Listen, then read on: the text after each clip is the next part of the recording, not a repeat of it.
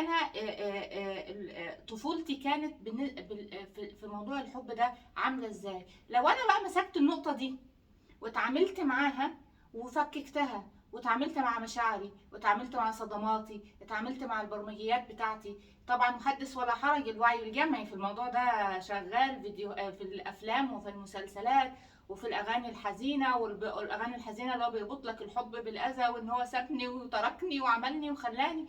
كل ده وعي جمعي كمان اتزرع جوانا، او بقى وعي جمعي من نوع تاني، ان هو انك انت تقعدي بقى معززه ومكرمه كده، وانت تحلمي بفارس بتيجيلك فارس الاحلام على الحصان الابيض، اللي هو هياخدك بقى للقصر، اللي هو انت يا سلام يا اختي.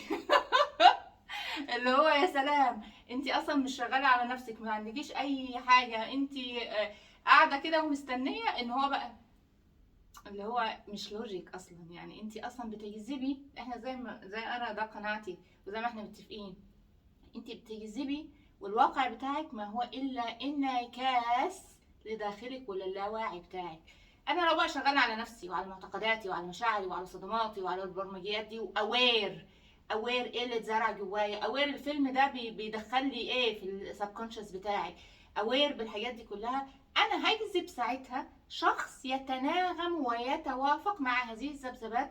شخص هو كمان ماشي في طريق التشافي بتاعه، شخص ايا ما كان الذكر او الانثى. على فكره انا مش بتكلم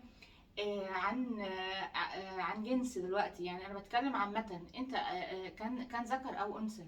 ففكره الامان اللي مزروعه ان هو مش هيديها لك غير الراجل، والاحتواء، وان هو يعمل لي ويخلي لي وهيكون هو اللي هيبقى سبب سعادتي. انت سبب سعادتك، انت بس اللي تقدري تصنعي سعادتك، وانت كذلك. مفيش حد بيجي يقدر يصنعها لك.